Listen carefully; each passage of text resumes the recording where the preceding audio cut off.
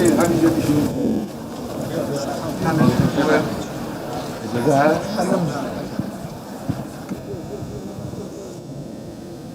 ببینیم چی با کتابات می‌کنید. این آقای یونسی زنده هستن؟ بله. تهران هم؟ بله. باید پیرمرد باشن؟ بله الان 70 خورده سال داره. یکی از این کتاب‌های معروف هم ایشون ترجمه کرده سالها پیش. آسیابی بر روی ربرانتیش رو اون شما چاپ کردی؟ نه خیر، ولی کار آقای یونسی بود. توی نمایشگاه واقعا این رفتار نمایشگاهی ایشون خیلی برای ناشرا خاطره ایجاد. واقعا زیاده اینا رو بخوام بگم. آقای مسجد جامعه چایی رو برای شما ریختن. ایشون با کتاب زیست میکرد، یعنی آدم حس میکرد که مبتهجه وقتی به یک غرفه میرسه. خوبه. ممنون. سلامت باشید. بچرخی تو این کتابا کیف کن. بله من هستم. یه جایی مثلا به دارالکتب میرسید، ناشرای قدیمی بود، مثلا از گذشته ها میگفت، از نمیدونم چی میگفت، به انتشارات توس میرسید، معمولا از انتشارات توس میپرسید خب آخرین وضعیت یاران و خراسانی چیه؟ سلام علیکم. آقای محسن آقای باقرزاده، حالتون چطوره؟ شبیه پیرمردا شدید، نشناختم. خوبی؟ چی تازه داری آقای باقرزاده؟ انتشارات توس. انتشارات توس که میشناسیم که آقای باقرزاده. کجاست آقای باقرزاده؟ مشکل دارن یا نمیتونن راه برن. چرا؟ یعنی پیر شده اینقدر؟ بله. عجب. من دختر کوچیکشون هستم. شما دخترشون هستی؟ دختر آخر دیگه. عجب. خیلی سلام رسوندن. سلام منم بهشون برسونید از دوستای قدیمی ما آقای باقرزاده. دیدید وقتی نمایشگاه کتابشون میان، گاهی اون مسئول غرفه وقتی داره توضیح میده، ایشون اطلاعش بیشتره. میگن کتاب فلانیه، نه خیر کتاب فلانی نیست، یا این کتاب قبلا دوبارم چاپ شده، مثلا فلان مترجم ترجمهش کرده. دیوان حکیم الهی قومشهی. دیوان غزلیات لابد ها یا کلیات؟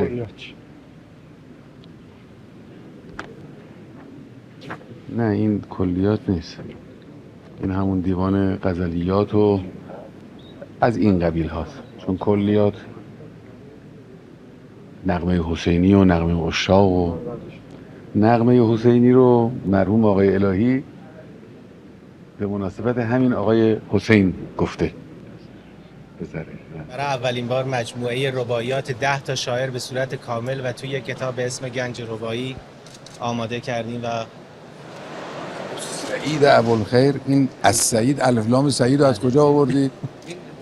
ابو سعیدش ابو سعید. خب این سوال یعنی عرب که نبوده که. مقدمش هم آقای دکتر امید مشت که قرآن رو به منظور در آورده بود نوشته. متن کامل رباعیات هر 10 نفر موجود توش هست. کلمات عربی رو می‌خوایم فارسی کنیم، این فارسی ها رو عربی می‌کنیم. ترجمه‌ler ترکیه لهجesidir. Niye? Men demezler ben o günden inandım ki. Men niye yazmış? iyi olur da Bakırköy'de iyi olur. من de تبریز دیری من demir men. Özür dilerim. جالبه این دقت رو من یه جای دیگه تو این جلسات دیدم. یک دوستی که الان اسمش یادم نیست کتابش رو آورد تقدیم کنه اونجا، کتاب رو که داد از تا باز کرد صفحه رو، یه صفحه رو نشون داد، گفت اینجا به نظر من اگر این مثلا کلمه باشه به این 2 دلیل بهتر از این کلمه‌ای که شما خودتون گذاشتید. مثلا یه غلط بزرگ اینجا وجود داره، اینه سخاوت درست شده، فخامت شده، درستش کردیم. تعجب کرده بود که من کتاب رو آوردم تازه هدیه بدم و ایشون کتاب رو خونده قبلا، صفحه هم یادشون بوده، ورق زدن سریع پیدا شد به اون سرعت، تو اون ایستاده داریم صحبت میکنیم و اشاره شد که بله اینا مثلا این کارو بکنیم میکردید درست. آقای دکتر صفا کجا هستن؟ آلمان بودن 22 پیش اومدن ایران. خیلی پیر افتاده که نشده. اطلاعات ایشون از مؤلفین خب گاهی خیلی جلب توجه میکرد و بعد حاشیه‌هایی که شونجا مؤلفین میگفتن. فرهنگ سخن آقای دکتر انوری تازه چاپ شده بود، شاید 3-4 ماه بود چاپ شده بود.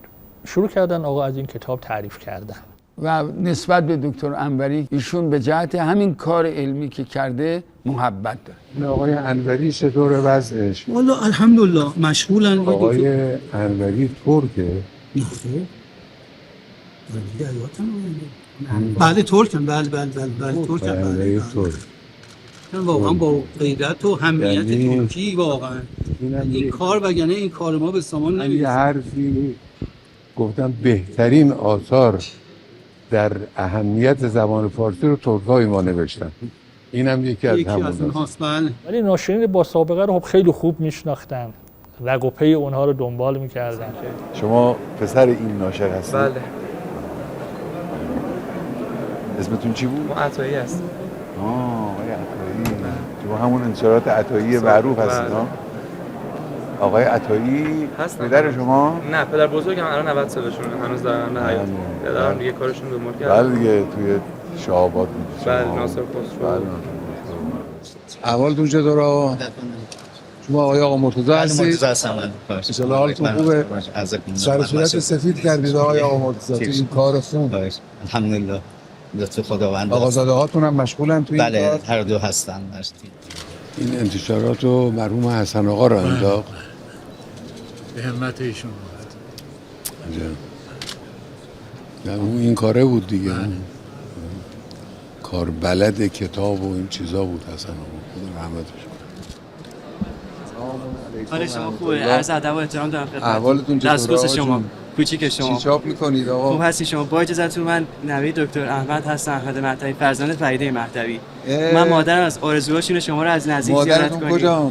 با اجازهتون خونه هستن سر کارهای ترجمه و خدمتتون هستم. چطورن؟ خوب هستن. همش در تماس. والا دوست دارن واقعا. چرا؟ اجازه میدید من به نیابت از مادرم از کتاب عنوان جدیدشون تقدیم کنم. عیبی نداره. نداره بدید. از کتابای ایشون بازم دارم. شما هر چی از کتاب‌ها واقعا الان اگه مادرم بود اصلا نمیدونست چیکار کنه دیگه. اینو با اجازهتون برای اولین بار در آسیا ان شاء الله موفق باشید. لطف دارین. خیلی خوشحال شدم. متشکرم.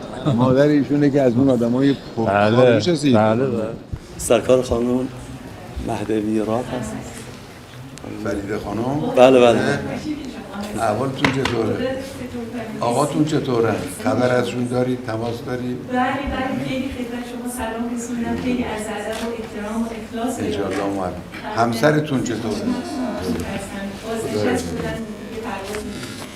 ان شاء الله موفق باشید. انتشارات رو دارید؟ انتشارات رو هم داریم هم نداریم. یعنی غیر فعال شده هم دارید هم ندارید. ما یه قسمتی رو داشتیم غرفه مثلا دفاع مقدس. ما رفتیم که از این دوستانه یه کتابی به ایشون داد و بعد اصلا کتابای کوچیک بود.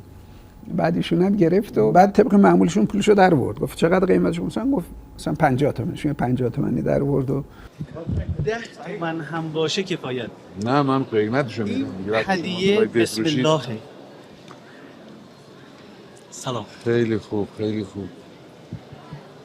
اما تو این نمایشگاه هیچ کس به من کتاب نتونسته بود بفروشه. بچه‌های جنگی اگر به شما کتاب نفروشید پس زنده باشید. قربون دستتون. مرسی. 16 هم بدید به آقا. البته کتاب فروختن به من خیلی هم آسونه. تو همین غرفه بود که ایشون طرح کرد که ما باید کارهای بزرگی برای جنگ داشته باشیم و با این کارها نمیشه ما اون وجوهی رو که اتفاق افتاده معرفی کنیم. خوبه کتاباتون متنوع و جالبه. خدمتتون هستم. آقا کتاب این مقدمه رو تقدیم کنم خدمتتون. مقدمه قرآن کار آقای سبزواری بود. خدمتتون عرض کردم. پولشو بگیرید. خب پول حرف چیه؟ دوست داریم کتاب شما تقدیم کنم. وجود کتابی بسم الله الرحمن الرحیم قرآن درمانی من تقدیم کنم به شما هم چفیتون رو مهم کنید. اینا رو کی نوشته؟ اینا بالاخره سنداش باید همه شما جون سند داره. همه با سند. سند داره. آقا این دست شما رو آقا جون افتخار دارم که سال گذشتم از شما من چپیه گرفتم. قربان شما. ایشون یک نمایشگاه کتاب بدون روتوش رو واقعا میبینن. گفتن این سه ردیف رو مثلا که متنوع هم بود، چون بر حسب حروف الف با بود، اینجور نبود که بگیم ناشرای خاصی مثلا توی دالون بودن یا ناشرای نبودن، نه، بر حسب حروف الف با، بنابراین کاملا تصادفی میشد. در نتیجه یک ناشر بزرگ مثلا چند صد کتابی هست، کنارش غرفه کوچکی، یعنی کاملا به طور طبیعی اینا دور هم جمع شدن. پس بیشتر تو شطرنج شما خودتون هم شطرنج بلدیم ولی در سطح حرفه‌ای نمیست کتابا. چی چاپ میکنید شما آقا جان؟ تو حوزه کودک کودک؟ خیلی خوب، خیلی خوب. و تونسته دووم بیارن و اون روزهای سخت رو بگذرونن. اینم که این آقای نقاش بابراسه، ببینم فوت شده ایشون ها. چی دارید خانم؟ ما کتابای زبان انگلیسی داریم. اگر لطف کنید برای این کتاب. هیچ امضا نمی‌کنم. بعد لطف کنید چپیتون رو به ما بدید. مرسی، دستتون بند. سلام علیکم. شما اینجا وایسادید آقای معلم؟ شما جزء فروشنده انتشاراتی هستید؟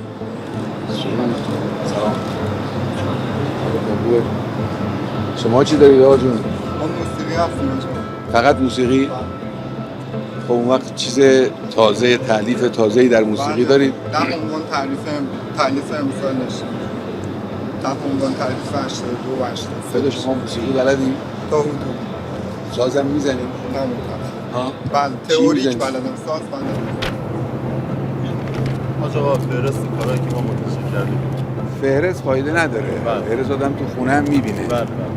خود کتابو باید دید. چون عنایت داشت یه برداشت کاملی از نمایشگاه پیدا بکنن، همه غرفه ها رو در هر سلکی میدیدن.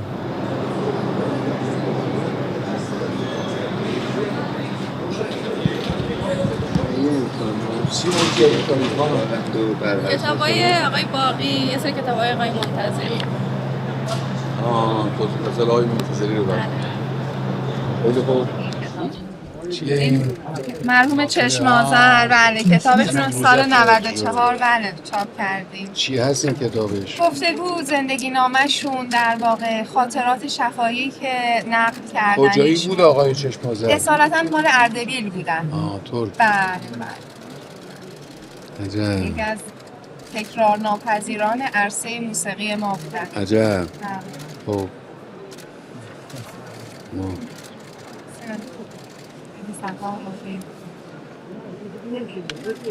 این شرح حالشه. شرح حالشونه بله. گفتگو کردن و کسانی که باهاشون در واقع کار کردن تو عرصه. زنده باشید. خدا ایشون هم رحمت کنه. سلامت باشید. سلام علیکم. سلام علیکم. شما آقای عبدالکریمی، بیژن عبدالکریمی هستن. بله، استاد دانشگاه، حوزه‌های مختلف. بله، اسمشون رو شنیدم. حالتون خوبه؟ کار فلسفی و اینا میکنید دیگه؟ هم استاد دانشگاه، هم ناشرن، هم چند تا کار رو الحمدلله با هم دارن. خیلی خوب. سلام علیکم. مؤسسه آقا سجاد. عددانی شما بر مؤسسه امام صادق مسلم میکنم. خدا انشالله که وجود شریف جناب عالی را که برکاتتون الحمدلله روزافزونه باقی بداره.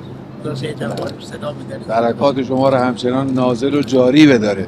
آخرین اثر آقا خیلی خوب. زنده باشید. اهل کجایید؟ کردستان هستم. میدونم. ولی در تهران مقیمیم. بله.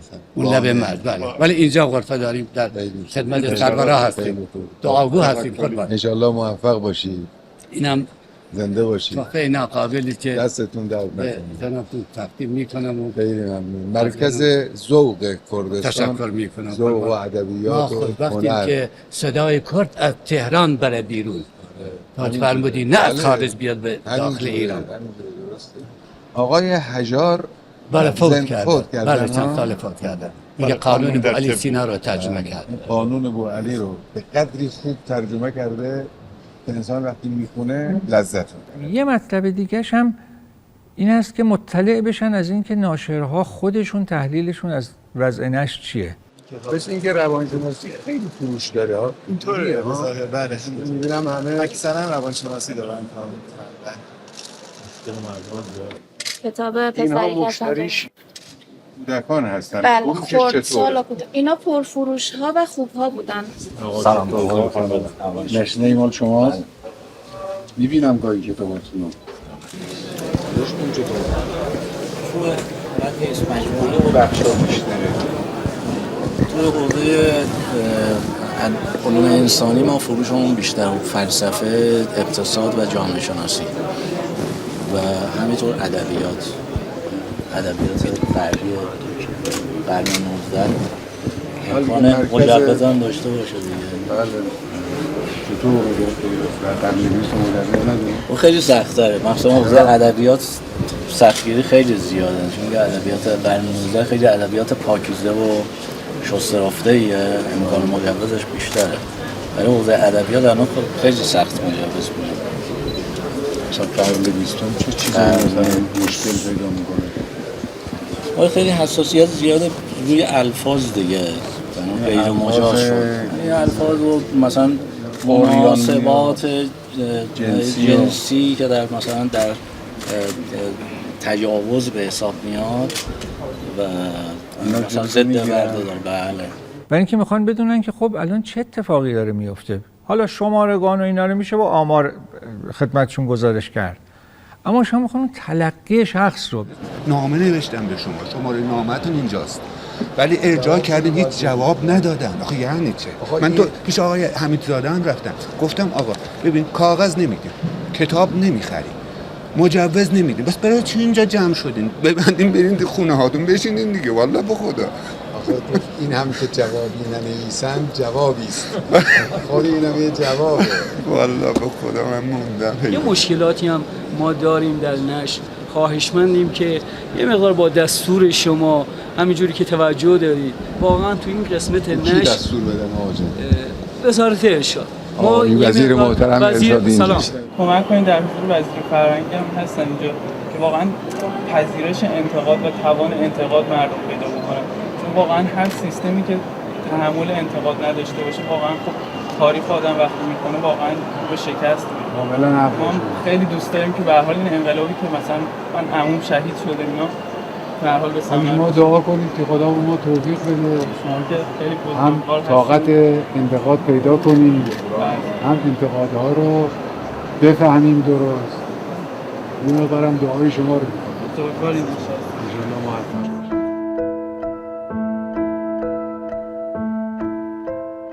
ممکنه بعضی دغدغه‌ای داشته باشن ولی نخوانن و فقط بگوین. نشان میده مطالعه ایشون از یه مقطع زمانی بعد از انقلاب شروع نشده. پیداست که این در حقیقت عقبه‌ای داره. این کنمون کریستو رو من قبل از انقلاب در دوره جوانی خوندم. کرایه کردم از کتاب فروشی آمدم خوندم. خب حضرت آقا در خانواده ای متولد شدن و رشد کردن که همه اهل مطالعه بود. خب خود ایشون بارها اظهار کردن پدر من نقش قابل توجهی در این قسمت داشت. همیشه ایشون اصلا با کتاب میدیدم. چون پدر من با 2 تا چای و کتاب این 2 تا رو در حقیقت اون تداعی معانی های پدر بود برای من. ما هیچ وقت خوابیدن آقا رو یادمون نمیاد. همیشه آقا بیدار بود وقتی ما میخوابیدیم. کما که هر وقتم بیدار میشدیم آقا بیدار بود. یعنی ایشون شب دیر میخوابیدن و مشغول مطالعه. اونم با چراغای لامپای قدیمی کذایی هم دور بغل چراغ میشستن. خیلی ایشون عاشق مطالعه و اینها بودن. مادر بزرگوارشون هم کسی بوده که مشهور بوده با اشعار شاعران بزرگ مثل حافظ و مثلا اهل این چیزا بوده. مادرم یک خانم کتابخوان دارای ذوق شعری و هنری، حافظ شناس. البته حافظ شناس که میگم نه به معنای علمی و اینها، به معنای مانوس با دیوان حافظ. عمده رمان‌های کلاسیک را رمان‌هایی که در واقع تاریخی هستند و زمینه تاریخی دارن در همون نوجوانی جوانی خوندن. یه مقداری از آستان قدس میرفتیم رمان میگرفتیم همونجا میخوندم. بعدها نزدیکی خونه ما کتاب فروشی بود. این رمان ها جزوه زمینه بعضی از مجلات بود. این جزء اینکه کتاب ضمن اینکه کتاب فروش و لوازم التحریر فروش بود، مجله هم میفروخت و طبعا این جزوه ها رو داشت و این جزوه ها رو جلد میکرد، کتاب میکرد و کرایه میداد. برای کرایه بود، شب 1 قرون. و من از اون میرفتم کتاب کرایه میکردم و میآوردم هر جلدی رو یه شب میخوندم. میوردم بودم جلد بعدیش بده 1 قرون. یه چند بار این تکرار شد، این لجش گرفت. یعنی چه؟ میری یه شب میخونی میایی؟ نمیشه. دلش بخواست مثلا ببرم چند شب نگه دارم.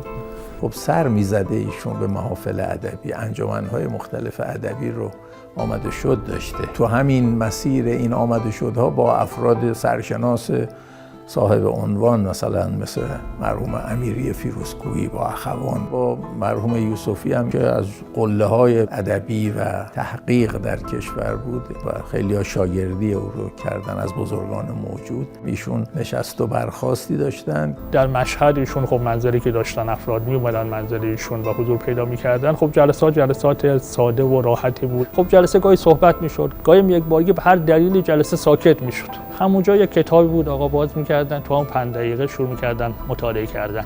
باز یک بحثی در می‌گرفت، کتاب رو می‌بستن دوباره. سالی بود که آقا چشمش دیگه کاملا نابینا بود، آقا هیچ نمی‌دید.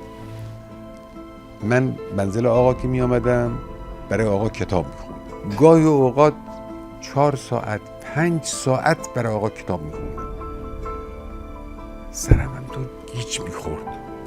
آقا بنده دلم میسوخت برای آقا بنده خدا نشسته بودم تو جایی رو نمیدید، خب دلش میخواد کسی براش کتاب بخونه. خودم گاهی هم انقدر میخوندم که آقا خسته میشد. آره.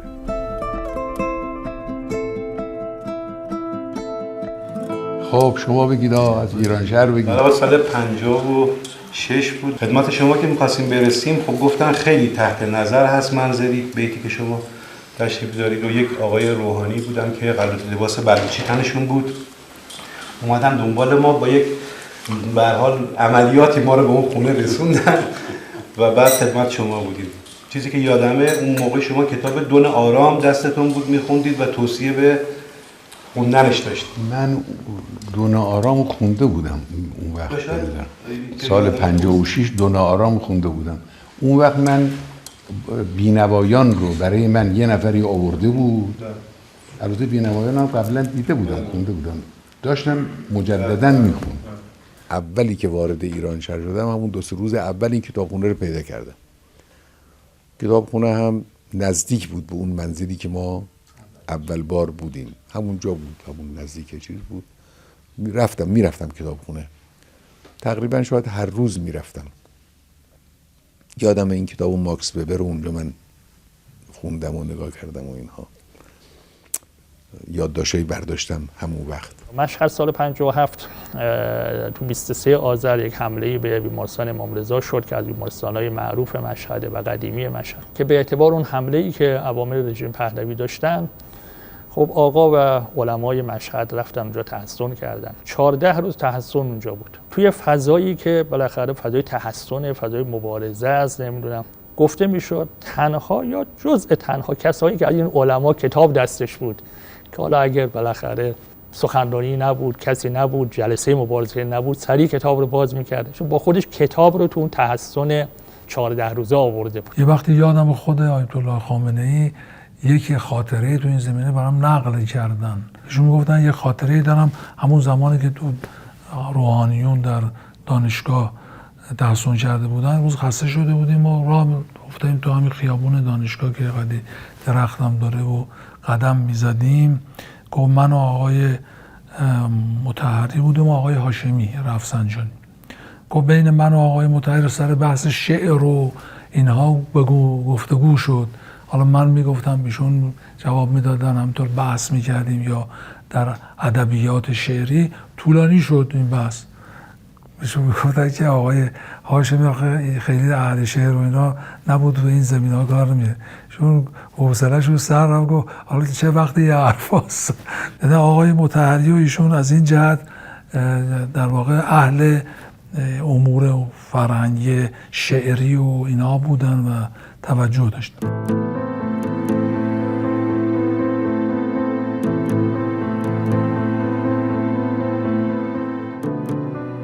خیلی حوادث رخ داد از اول انقلاب تا امروز در حوزه هنرمندان و اصحاب کتاب و نویسندگان. خیلی سخت بود که اینا دستگیر میکردن، یه شاعری رو یا نویسنده‌ای رو. اوایل انقلاب مقدار فضام جور دیگری بود. ایشون در اون زمان واقعا پناهگاه اینا بود.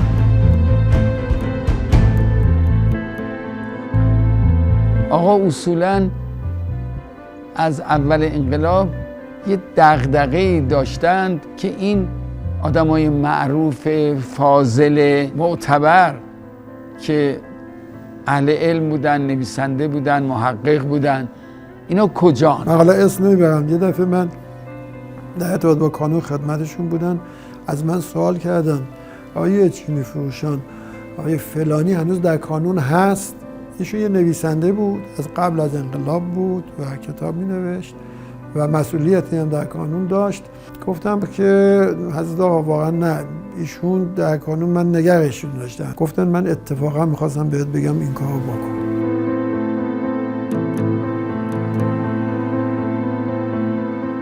یعنی وقتی یه مشکلی برای اینا پیش می آمد، حالا با یه واسطه هایی، حالا ایشون هم مسئول نبود در این زمینه، مثلا رئیس جمهور بود یا عضو شورای انقلاب بود، ولی همه میدونستن ایشونه که دغدغه داره و میتونه مسئله رو حل کنه.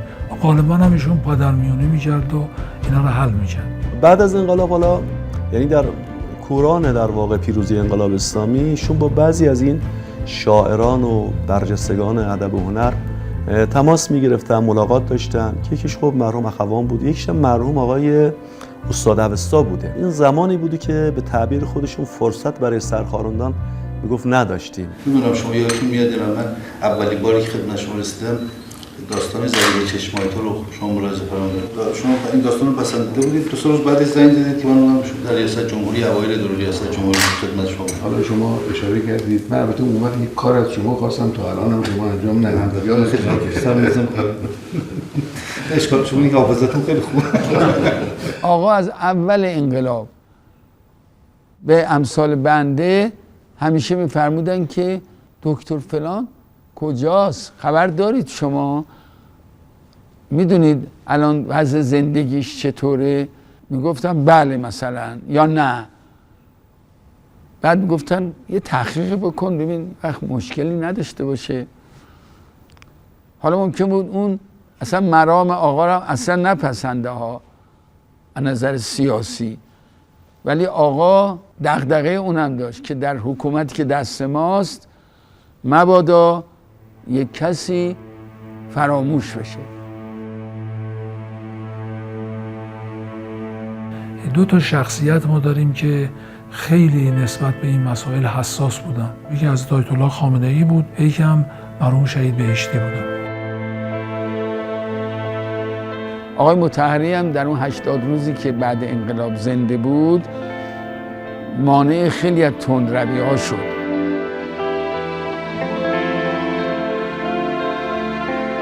عقبه نشان میده که ایشون واقعا دغدغه‌شون این بوده و پیوندشون با کتاب و کتابت و خوانش از اون ابتدا بوده، نه در راستای فقط اهداف خودشون و حالا رشته‌ای که انتخاب کرده بودن، بلکه به ادبیات جهان و ادبیات روز توجه داشتن و دارن.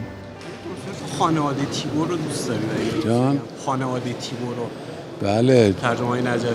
بله سالها پیش خوندم. 4 جلده. بله. بله. من بر نشر مثلا یاد آمد. شما اونو چاپ کردید؟ بله. ترجمه مترجم نجفی، ابوالحسن نجفی. ابوالحسن. بله. آقای ابوالحسن نجفی یه بار آمدن پیش ما با یه جمعی. من گفتم که شما همون آقای نجفی هستید که خانواده تیبور رو ترجمه کردید. از اینکه من اسم اینو بلدم تعجب کرد. گفتم که خیلی خوبه، منتها یه نقدی کردم. گفت شما خوندید این کتابو؟ گفتم بله.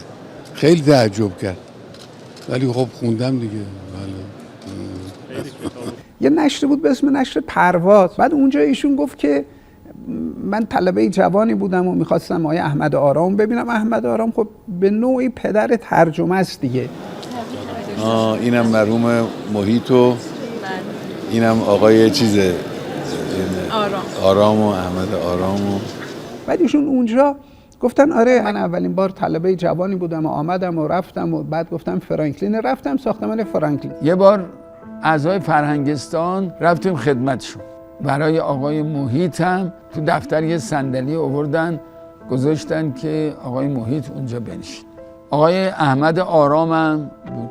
بعد از جلسه که یه قدری جلسه غیر رسمی شد، ایشون گفتن که آقای آرام من خدمت شما رسیدم، یادتون میاد حالا این قصه مثلا مال دهه 40، مشکلی من داشتم آمدم خدمت شما، یادتون نیست؟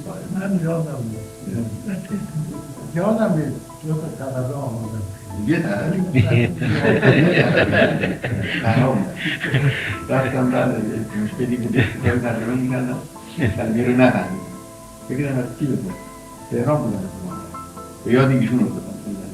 تحقیق کردم از دوستان که ایشون کجا تا پیدا کردم ایشون. حالا شما در مثلا یه طلبه مشهدی جوان مثلا میاد و یه جایی که مثلا آثار کلاسیک غربی و رمان و اینا رو میده، مثلا این وضعیت رو داشته و رفته و گفتگو کرده.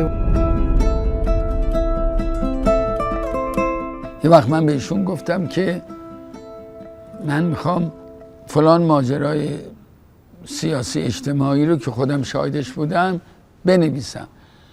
ایشون گفت که خب یه رمانی ویکتور هوگو داره، اینو ببین، یه نمونه است، بد نیست اینو بخونی. بعد یه رمان 300-400 صفحه‌ای از ویکتور هوگو به من دادن، غیر بینوایان و که معروفه. یه کتاب خوبی داره ویکتور هوگو، داستان یک جنایت، اونم خیلی خوب. اون هم احتمالاً مثلا سال 70 ما حدود 20 چند تا 24-25 تا کتاب در آورده بودیم. کتابای کم حجمی هم بود. یه روز آقای زن منو صدا کرد، گفت آب آتیش دستتو بذار بیا کارت دارم. یه فکسی توماری بود اومده بود نشون، گفت این از دفتر آقا اومده، ایشون این کتابا رو خوندن، گفتن نویسنده های اینا رو بیارید من ببینم. جمع کردیم اومدیم خدمت ایشون.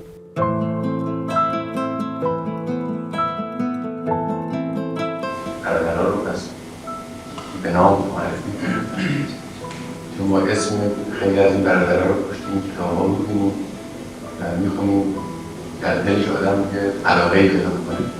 بعد من دونه دونه بچه‌ها رو معرفی کردم که ایشون فلانی فلان کتابو داره. گفت آره اون کتابت اونجاش خیلی خوب بود، اینجاش اینجوری بود.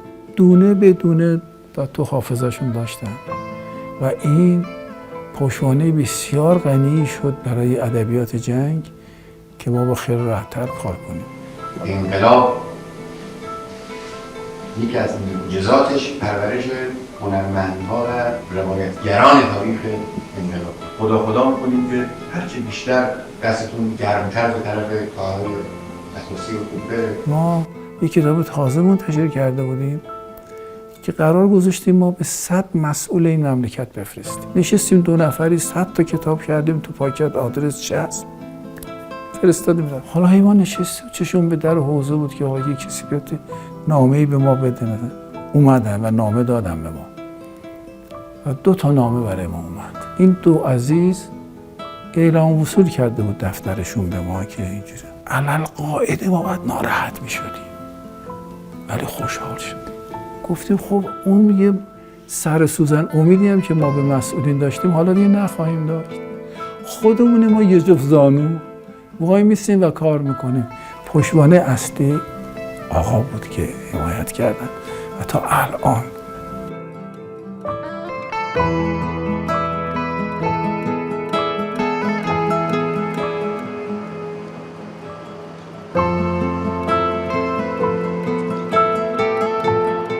این تشویق ها باعث شد که خب ما امروز از اون آدم هایی که نوقلم بودن امروز نویسندگان تراز اول در کشور داریم که اگر بناس مثلا 10-20 نفر از نویسندگان مطرح این عصر را نام ببرن، حتما نام اونها تو اینها هست. یه کتابی بیرون پیرو از شما آورد. بله این کتاب دوم گردان نهم هست که شما مطالعه فرمودید.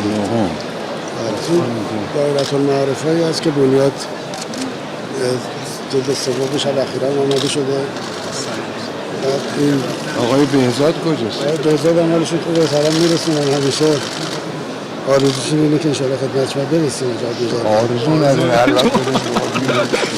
از زمانی که تقریض‌های ایشون بر کتاب‌ها در اومد، از اون زمان واقعاً قصه رونق بازار کتاب توی این شاخه محرز و مسلمه که مدیون این نگاه ایشون بود. تقریض می‌نویسن، یادداشت کوتاه می‌نویسن و یادداشت رو منتشر میکنن، دارن به مردم میگن این ادبیات رو بیاره تو سبد مطالعاتی خودتون.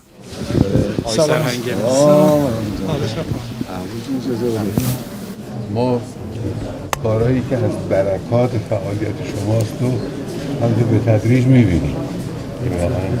این خاطرات و اینا که چاپ میشه اینا در واقع منشأ شما هست.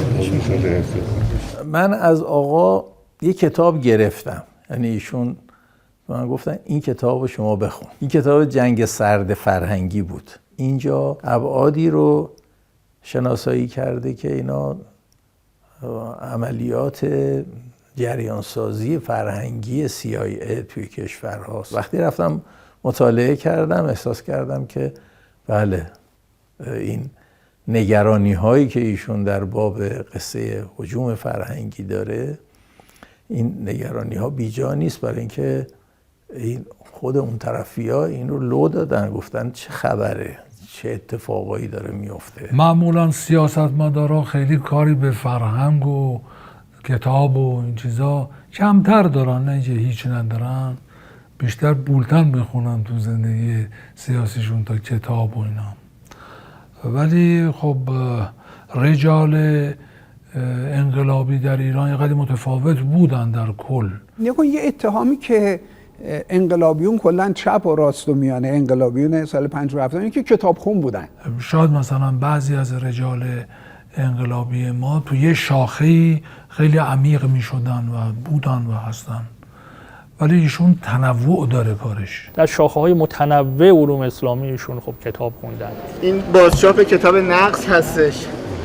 بعد از 40-50 سال مجددا با فرزندان آقای اورموی ما هماهنگ کردیم، اجازه چاپ رو گرفتیم، دوباره چاپ کردیم کتابو. یه جلد چاپ کردیم. 2 جلدش، هم خود نقص هست هم تعلیقاتش. تعلیقات داره. بله 2 جلد تعلیقات، یه جلد هم خود کتاب. ایشون حوزه علاقش منحصر در فقه و اصول و معارف حوزوی نیست. درس مارسل پروست. اون کتاب مارسل پروست هم شما چاپ کردید؟ اون 7 جلدی 7-8 جلدی رو در جستجوی زمان از فروش هم داره اونا میخرن. مثلا علاقه به ادبیات، اونم نه علاقه جزئی و فرعی که مثلا یه تعدادی شعر و تکبیت حفظ بشن که سر منبر بخونن یا یه وقتی به زبون بیارن. نه، ایشون ادبیات برش جدیه. بله یه لئو تولستوی هست که معروفه، این اون نیست. این شما میشناسید گفتید نه. حوزه تاریخ و حوزه‌های علوم اجتماعی و به طور خاص حوزه ادبیات، حوزه شعر، حوزه رمان. در همین نمایشگاه میشون گفتن من همه نوع کتاب میخونم. اینا فروشش چطوره؟ خدا رو شکر خوبه آقا اینا کتاب خیلی فروشش خوبه. کتابای موراکامی این دوتا خیلی فروشش خوبه. این ساندویچ ژامبون، کتابای بزرگ علوی فروشش خیلی خوبه.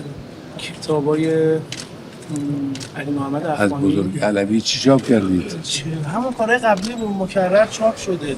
کتاب چشمهایش مثلا چاپ شده. ورق‌پاره‌های زندان، روایت سالاری‌ها، میرزا، اینا پرفروش‌ترین کار بزرگ علوی همون چشمهایشه.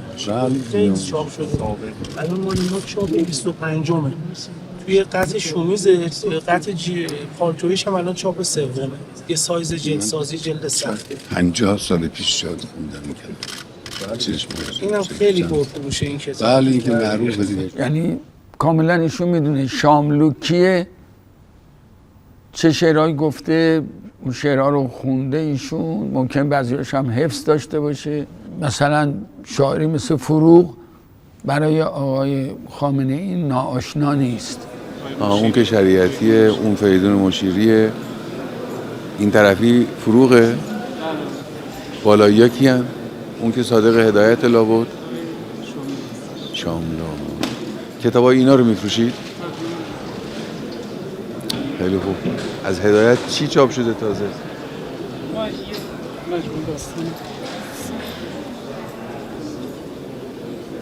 خیلی خوب.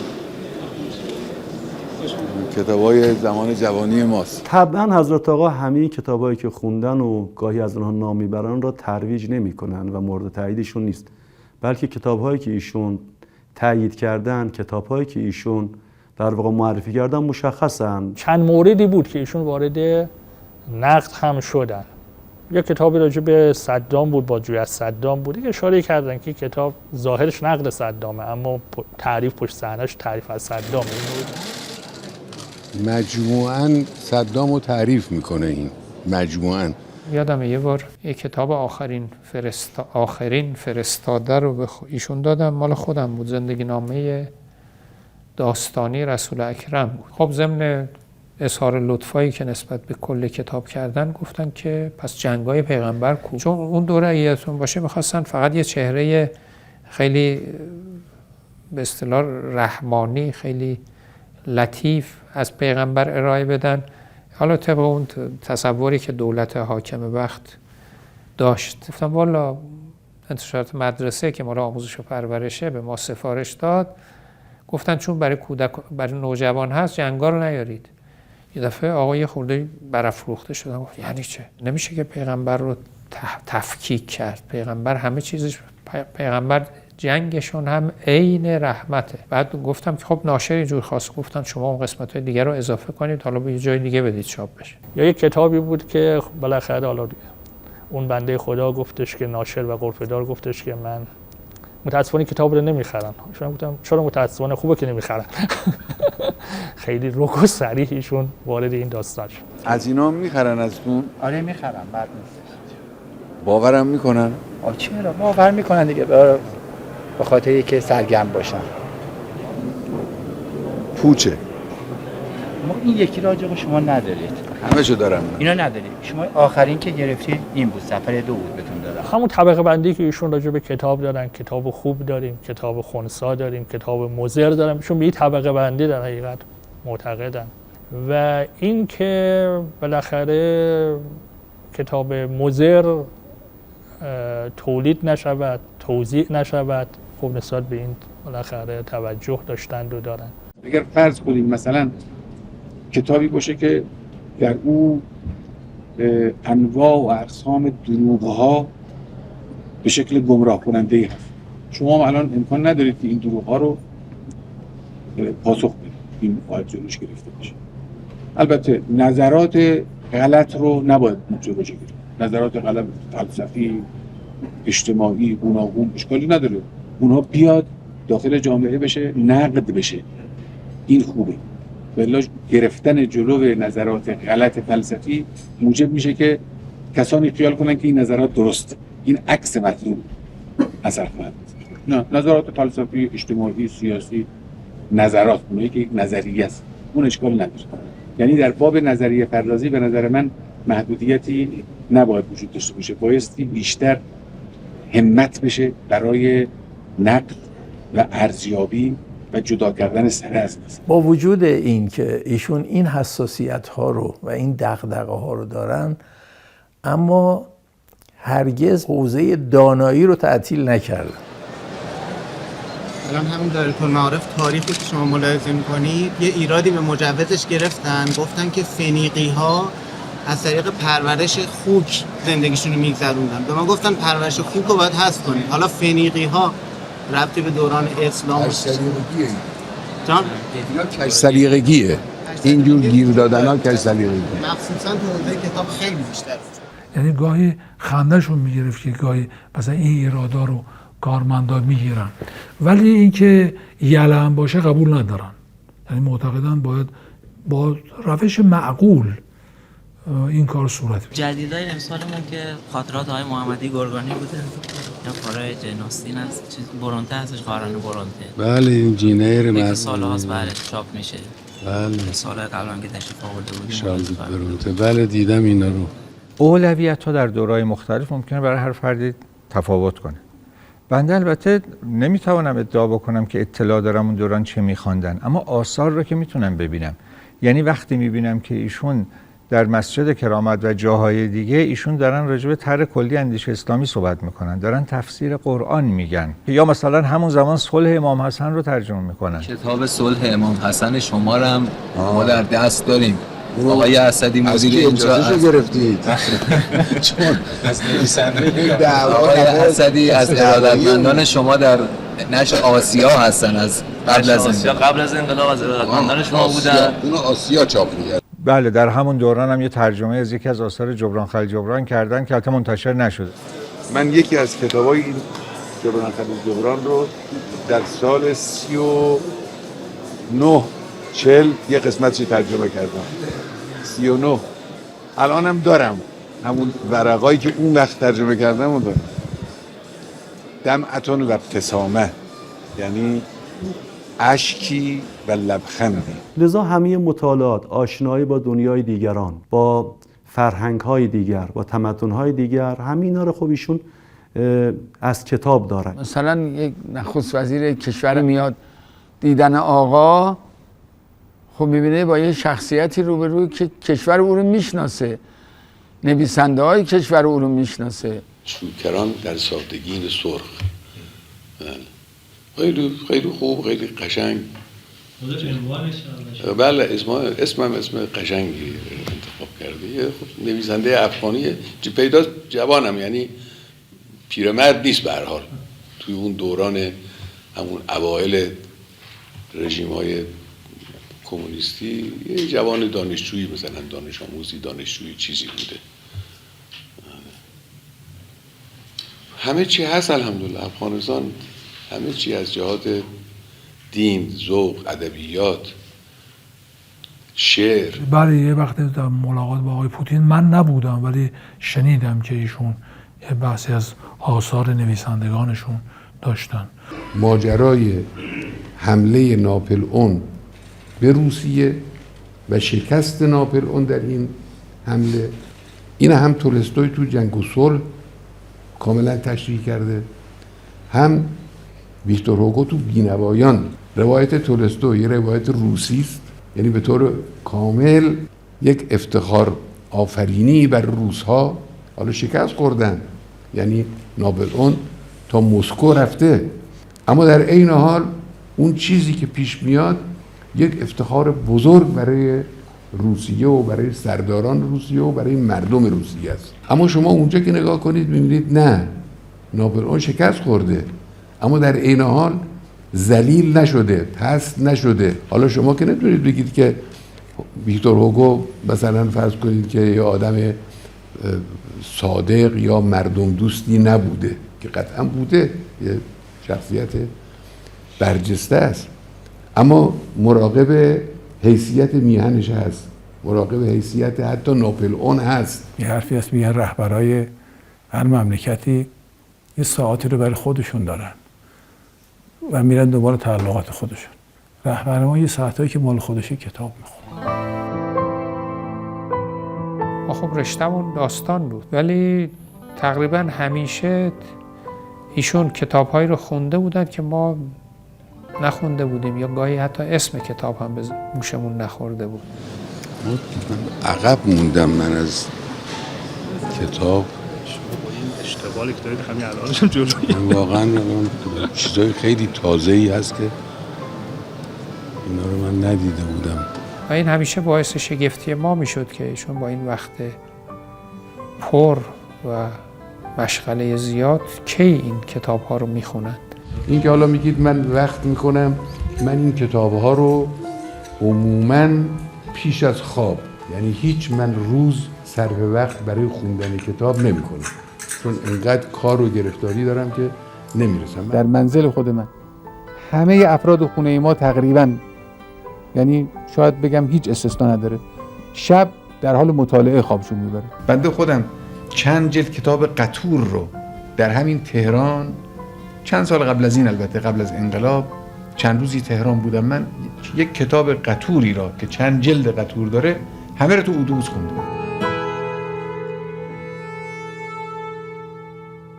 ما معمولا ملاقات‌های 2 هفته بارمون یا ماهانمون تو همون کتابخانه ایشون انجام میشد. گاهی هم ایشون ماه رمضان یه افطاری به رؤسای قوا تک تک میدادن، تو هم کتابخانهشون میدادن. اینکه چه نوع کتابایی کتابخونه آقا هست راحت تره که بپرسید چه نوع کتابایی کتابخونه آقا نیست. بعد خب یک از جلسات ما تو کتابخونه ایشون بود، چون یه توضیح دادن کتابایی که خریدن، کتابایی که اهدایی، 2 تا کتابخونه دارن. من تو اون کتابخونه خصوصی یه بار یا 2 بار رفتم، کاملا معلومه دیگه اونجا میگن الکتب بساتین العلماء، این بوستان‌های دانشمندان این کتاب‌ها هستن دیگه. کتابخانه متنوعی بود. من خودم وقتی میرفتم کتابخانه‌شون نگاه میکردم و سرقت دید صورت میگرفت. و دسته‌بندی شده و این دسته‌بندی‌ها هم معلوم خودشون انجام دادن. غیر از فقه و اصول و علوم متعارف حوزوی، شما از تاریخ و سیاست و ادبیات و عرض کنم که جامعه شناسی و حقوق و خیلی چیزای دیگه در اونجا کتاب می‌بینید. من خب تو این سال‌ها مثلا کتابم رو به خیلی ها دادم، حتی بعضی از استادای ادبیات، و دادم و هیچ واکنشی ندیدم، یعنی فهمیدم کتابو نمیخونن، میذارن کنار.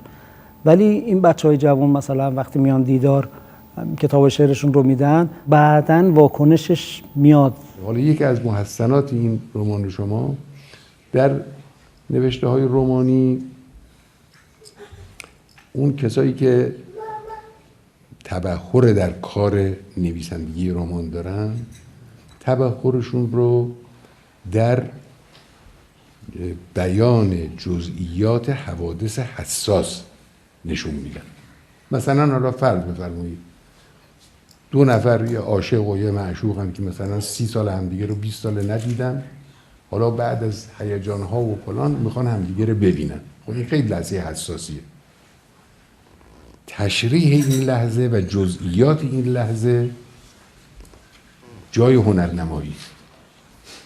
بعضی از رمان‌ها رو ما دیدیم، خوندیم که از این لحظه ها راحت به قول ایشون فرار میکنن واقعا. یعنی بله آمد و در زد و بعد یه آدم میره دارن با هم چایی میخورن. مثلا چجوری به هم رسیدن، چجوری هم دیگه رو دیدن، چجوری نگاه کردن به هم، چه احساسی پیدا کرد این، چه احساسی پیدا کرد اون. اینا خیلی مهمه. تو رمان شما چند تا از این موارد هست که خیلی خوب تشریح شده. من فکر میکنم راه اهالی فرهنگ به حضرت آقا راهی است که شاید از بعضی جهات بشه گفت اصلا گشوده تر و راحت تر از راه های دیگه است. شنیدم دهنشین شدید شما. بله، چون من قبل خدمت داری شجاعی عرض کردم از من دیگه گذشته، ولی دوستانی هستن که این کارها رو میتونن انجام بدن. گذشته یعنی شما یعنی اینقدر پیر و از کار افتاده و وضعیت قلبی ناجوره که فکر نمی‌کنم واقعا دیدار دیگه‌ای بتونم شما رو زیاد از احوال بچه‌ها خبر دارن، حتی چیزهایی که به دستشون ما خودمون نمیبریم برسونیم، با علاقه‌مندی دنبال میکنن، بعد سراغ میگیرن. آقا این نامیرای شما خیلی چیز برجسته ایست انصافاً. یعنی انگار پدریه که مثلا 500-600 تا فرزند نویسنده و شاعر و طنز پرداز داره.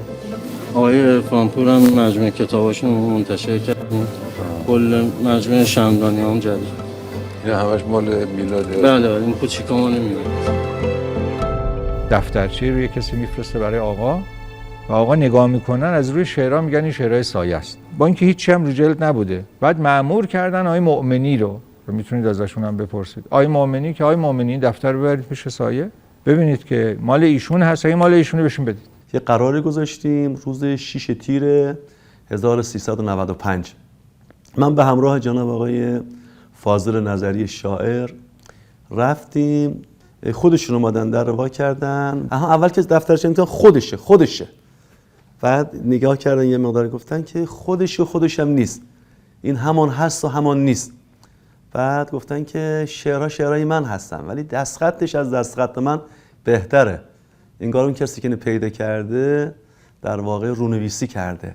بعد گفتن که آره من 2 تا از این دفترچه‌ها در ایام جوانی گم کردم که این یکی از اونها هستش. این خیلی تحت تاثیر این اتفاق بودن و این لطف حضرت آقا بودن. فرمودن که من انتظار نداشتم ایشون با این همه در واقع مشغله‌ای که دارم و من میدونم واقعا چیزای مهمی باید بیاندیشن و سرشون شلوغه، بیاد مثلا من هم هستن. حالا ممکنه زاویه هم داشت، با ابتداش که زاویه فکری ایدئولوژیک هم داشت، ولی ایشون به خاطر اهمیت علم و دانش و فرهنگ و شعر و اینا بها میداد. رفتم پیش آقا به مناسبت حرف میزدیم صحبت میکردیم، گفتم آقا کتاب همایون صنعتی رو خوندم. گفت بله من دیدم خوندم، همایون صنعتی اینجا هم آمده بود، ما با هم صحبت کردیم. بسم الله الرحمن الرحیم. بنده واقعا خجلم برای اینکه نه اهل علمم، نه اهل سخنرانیم، نه اهل عرفانم، نه اهل از تمام رعیت ساده روستاییم. اینکه گفتن که از خیرین، حتی اینم خلاف گفتم. یه خیر جد بنده بوده. نوه مرحوم صنعتی هستی؟ بله. عجب. حاج اکبر کرد که میگفت خدا را کرم فرمودی، خدا را شکر خرم نفرمودی.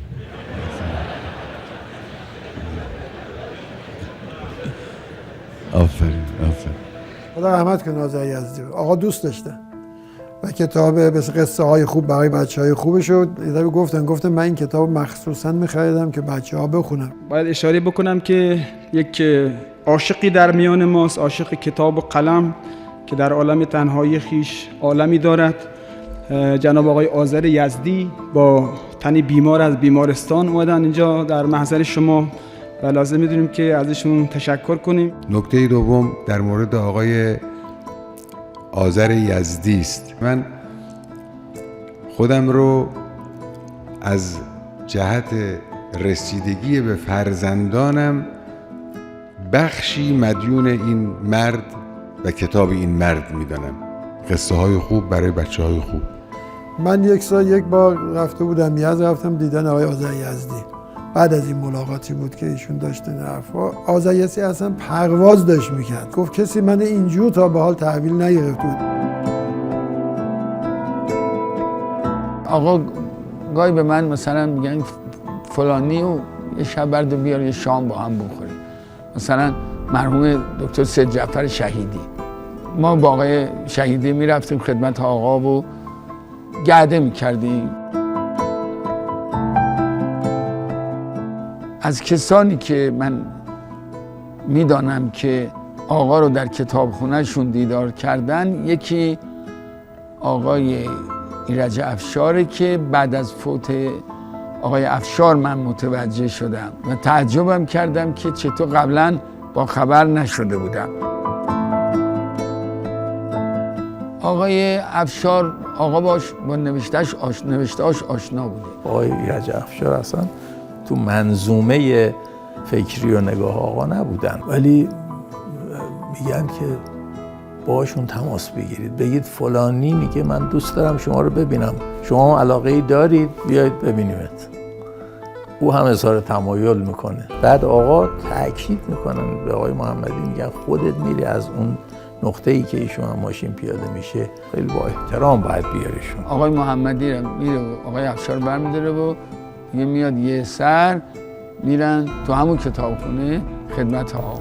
میاد پیش ایشون که آقا در صحبت که من شما رو تو دنبال میکردم، وقتی سردبیر سخن بودید، راهنمای کتاب بودید، نسل شما نسل خیلی خوبی بوده. و این بعد از فوت افشار افشا شد، حتی شفیعی کدکنی خبر نداشت. روز تشییع افشار من در گوش شفیعی گفتم که دکتر شنیدی که افشار با آقا ملاقات داشته؟ گفت نه، مگه میشه؟ گفتم آره اینجوریه. و کجا میگی؟ گفتم خب عکسش هست اینجا تو دفتر، جزئیاتش هم به من گفتن. گفت چطور افشار به هیچ کدوم ما هیچ چی نگفته؟ گفتم آقا هم به من چیزی نگفته، یعنی نه اونور گفت نیز ما و نیز تو رو دم مزن، نه اینور چیزی گفتن نه اونور، و هیچ کی خبر نداشت.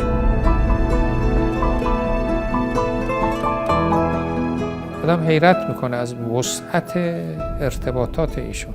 ولی ایشون مثلا یه نکته مثبت هم در کار یکی میدیدن با هر عقیده ای، احساس میکردن با تشویقش کنن که تو اون راه مثلا بیشتر بیفته. در کل جامعه فرهنگی و هنری شخصیت رهبری رو میپسندن به خاطر همین تنوع فکری که ایشون داره. منتها گیر کجاست که گاهی گله مندن. چون ما مدیران فرهنگی چیز فهم که کار اجرایی هم بلد باشه زیاد نداریم و اینا معمولا خودشون یه سلایقی دارن، اینا انجام میدن، بعد هی حضرت آقا پشتبندش میارن، بعد میگم جامعه میگه خب باز معلومه ایشون منویات ایشونو داره اجرا میکنن دیگه. یه تلقی کاذبی به وجود میاد. خیلی جاها خیلی از نهادهای تصمیم گیرنده تفسیر به رأی میکنن از منبعات شما. در واقع بسیاری اوقات ما ارجاع داده میشیم به آنچه توسط شما گفته شده است و ما هم در واقع به دید منت پذیرا هستیم، اما تفسیر به رأیش رو مصرند که ما اجرا کنیم. احساس میکنم به عنوان فرزند خیلی کوچک شما مجبورم از شما درخواست شفافی بکنم، اینکه من بعد حداقل در حوزه فرهنگ مسئولین عرصه فرهنگ رو اگر مقابل خود دارید و گپ میزنید باهاشون، به صراحت درباره چیزهایی که در واقع مد نظر شماست گپ بزنید. چیزی که اتفاق میفته اینه که مدام در تفسیر انقدر واضح ما مجبوریم در چالش با درک خودمون و درک مسئول مکرراً و مداوماً گرفتار باشیم. اونایی که تفسیر به رأی میکنن حرف صریح رو هم تفسیر به رأی من عرضی ندارم، حرفای صریح رو هم تفسیر به رأی. بارها و بارها ایشون گاهی به من گفت که فلانی اگه ما اول انقلاب اینقدر سرمون شلوغ نبود، شاید فلان کس و فلان کس هم که در واقع بهشون بی‌توجهی شد و اذیت شدن و حالا موضع مخالف گرفتن، این اتفاقا هم نمی افتاد. شاید ما میتونستیم همون موقع اینا رو اصلا رفع رجوع کنیم، مشکلاتشون رو، و اینا به کارشون ادامه بدن، در خدمت جمهوری اسلامی و جامعه باشن.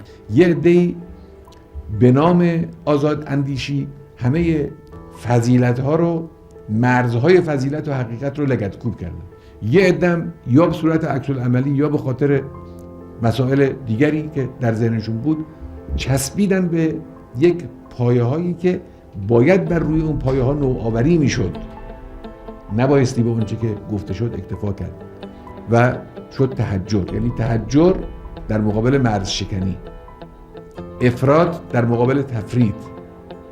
همچنانی که در محیط سیاسی بعضی ها فاصله بین هرج و مرج و دیکتاتوری را اصلا قبول ندارن، یا باید در جامعه هرج و مرج باشه یا باید دیکتاتوری باشه، از این دو که انه خارج نیست.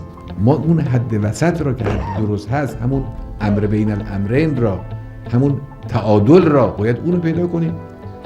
این هم البته از راه گفتگوی محترمانه، گفتگوی عاقلانه، گفتگوی منصفانه، گفتگوی با استدلال عملی است. یادم است در آستانه دیدار شعرا در سال 88 که در اوج فتنه بودیم دیگه. خب ما نگران بودیم که یعنی بین اون گروهی که شاعران رو در واقع دعوت میکنن بحث بود که بعضی از اون رفقا که حالا خب مواضع دیگری داشتن دعوت بشه نشه فلان اینا، و از همون جلسه از اون فرصت استفاده کردم، عرض کردم که خب ما دیگه داریم آماده دیدار شعرا میشیم، امسال هم که من همین که رو گفتم. ایشون فرمودن بله حالا امسال هم که اینطوری شده فلان اینا، ولی رفتی به کار شما نداره. شما همه کسایی که دعوت میکردین باید دعوت کنید. نامون بردن از بعضی. فرمودن که اینا یه کاری کردن که کارشون خوب نبود، کاش مثلا کارا نمیکردن. فرمودن که البته خب اینها ذوق کار سیاسی ندارن، کار سیاسی آدم خودش رو داره، اینا نباید وارد این کارا بشن. اما خب چی میشه کرد؟ به قول جوانان امروز سلیقه است دیگه. یعنی برداشتم از سلوک ایشون اینه. وقتی من میبینم با افرادی که مثلا هنرمندانی که الان تو جامعه ما میگن این از اوناست، غیر خودیه، ناخودیه یا هر چیه، و خدمت ایشون میشینه راحت حرف میزنه با ایشون و ایشون جوابش میده، با مهربانی جواب میده. ادبیات و هنر نه وزیر میخواد نه وکیل میخواد، پدر میخواد. ایشون پدری میکنن. در روزگاری که متاسفانه خیلی ها انگار منتظر هستن که بگن کسی جدا شده از دامن شما، در حالی که دامان پرمهر شما دامانی نیست که دوستان جدا شدنی باشن ازش هر جا که باشن، و این سریه که اول خدا اون رو میدونه و بعد تنها کسی که میدونه قطعا خود شما هستید که دوستان حقیقی خودتون رو میشناسید. همین جوره. از این طرف که منم راه کاروان بازه.